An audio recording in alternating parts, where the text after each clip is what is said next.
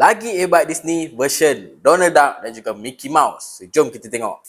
Alright, kita dapat satu earbud Mickey Mouse dan juga Donald Duck. So, casing dia transparent dan kita boleh nampak dalam. Dan untuk dia punya logo ni, dia cuma printed je lah dekat atas. Kemudian dia juga bagi satu charging cable Type-C. Earbud ni kalau kita tengok, dia hampir sama macam Armgrass earbud tau. Casing dia lebih kurang je. Tapi aku dah test dan sebenarnya dia tak sama. Earbud ni menggunakan bahasa Cina. Jadi korang tak boleh tukar bahasa lah. So jom kita buka dan tengok dekat bahagian dalam. So kita tengok dekat sini. Dia boleh nampak babe, litar-litar dekat bahagian dalam tu. Dia juga ada touch sensor dekat bahagian atas ni. Dan banyak juga function untuk touch sensor dia guys.